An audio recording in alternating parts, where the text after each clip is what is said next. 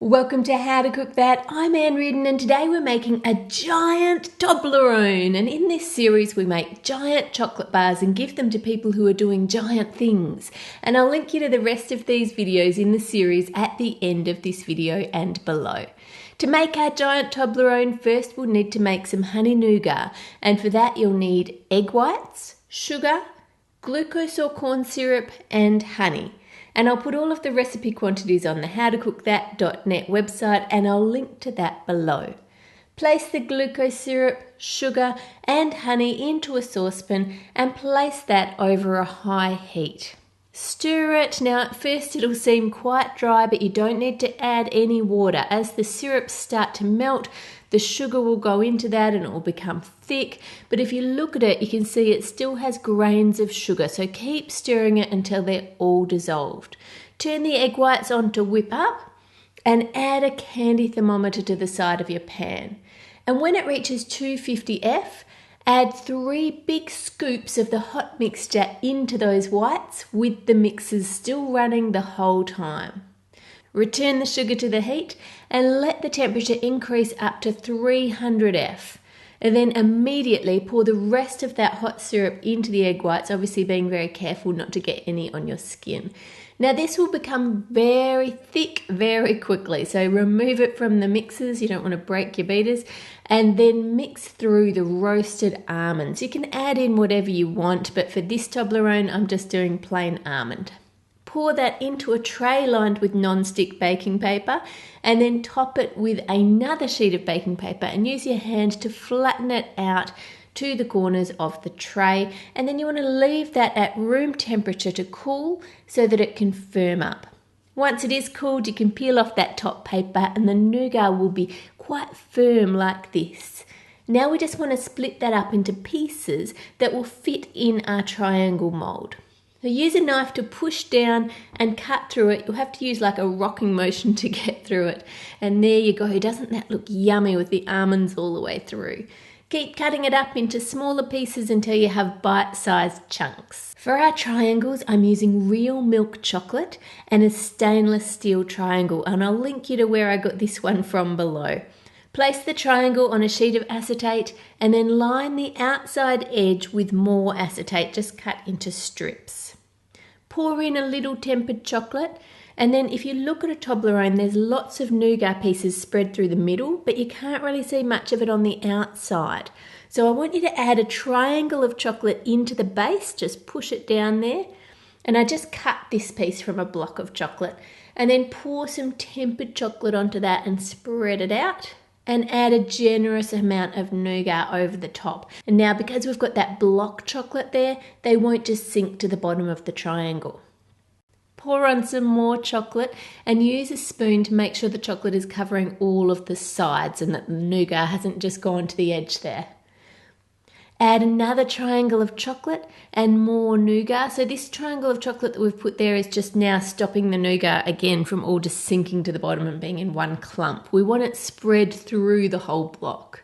Pour on more tempered chocolate and make sure your acetate is going right into each corner. And then place another sheet of acetate on top and something flat on that, and then leave that to set. Once they are set, lift off the triangle and peel off the acetate from around the outside, and you will need 12 of these triangles. So I suggest you buy more than one of the stainless steel triangles. I only have one, so the thing that took the longest was waiting for each one to set. Next we need to make a frame so that we can put the chocolate in between the pieces, and you see how it needs to be angled in like this so it fits around the triangles, and then I've just covered the whole thing in tape so that the chocolate doesn't stick to it. Arrange your segments in a straight line and then put the frame over the top and then move those along so they're evenly spaced. Put some tempered chocolate into a piping bag and pipe the chocolate in between each piece, trying to get it roughly the same in each one, and spread that out just using a knife so it goes all the way to the edge. In the middle, the frame might tend to push out a bit, so just use some tape to tape it across and keep it together, and then leave that to set.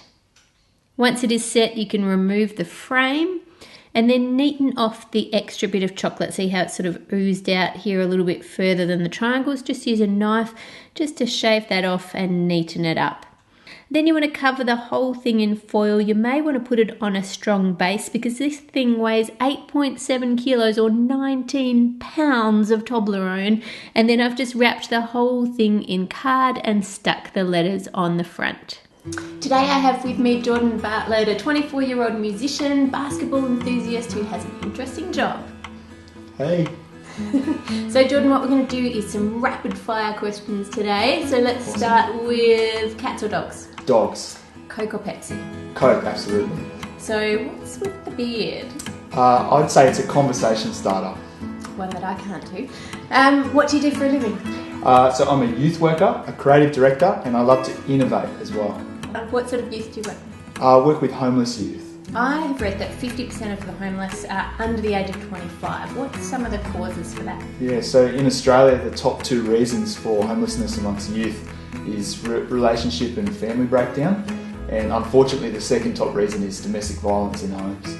So they have to leave home? Yeah, they have to flee that scenario. So you're not just feeding them, you're giving them somewhere to live, and what else are you doing in that? So we run a 6-month program. Yeah, so we have 4 goals in our program, and that's for them to get back into their own independent accommodation, employment, training, or we would say like a link to the broader community. So maybe back to a soccer club or their local church or something. And how do you get the money to run all that? I mean, housing's not cheap and food's not cheap.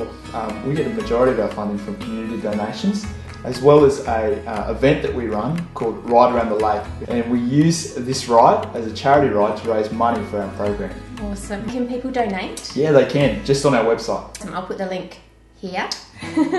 And on your Instagram, I have seen it says up the top, I believe in everyday people and their potential for greatness. Have you got an example of a success story or an example of that? Yeah, absolutely. I won't name the guy, but I work with a young guy, and he had come from a very rough background and suffered a lot of neglect in his younger years. And I just began to change my thinking, actually. When I started working with homeless youth, I used to think I was working with rebellious youth.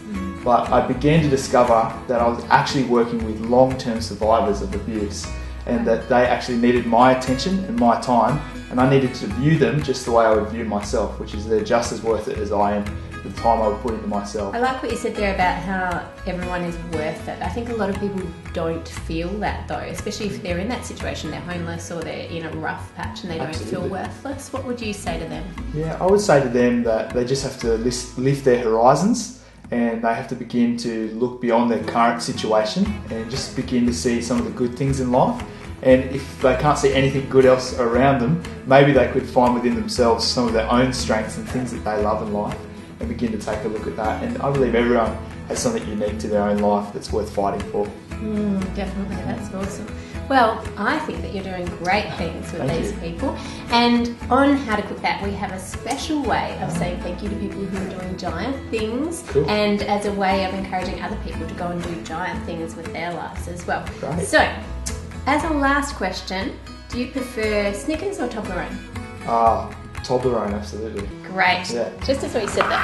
Oh, good. We just have something, a little gift for you. Oh my goodness. We have massive. a giant Toblerone for you to eat. I don't know, I'm going to eat this all by myself. Oh my gosh. Do you want to open one end? Yeah. And we'll get you to take a bite. Oh wow, look at this. Oh my gosh. Holy moly, look at the size of that. You might need to snap a piece off before you take a bite, or you can lift the whole thing up. Yeah, I don't know. I think I'm going to have to try my strength, see if I can snap one of these things. Oh yeah. Oh my goodness, how do I even approach this? That's the biggest piece of chocolate I've ever eaten in my life. That is just very heavy. It tastes like a Toblerone, a real Toblerone. Be inspired to do giant things. Subscribe to How to Cook That for more cakes, chocolates and desserts. Click here for more of the Giant Chocolate Bar series, here for my YouTube channel, and here for the Toblerone recipe. Make it a great week, and I'll see you on Friday. It's a big old Toblerone. I'm not going to be able to finish this all by myself, so I'm going to have to take this back to the boys at the youth house. They're going to love this. It's going to be awesome.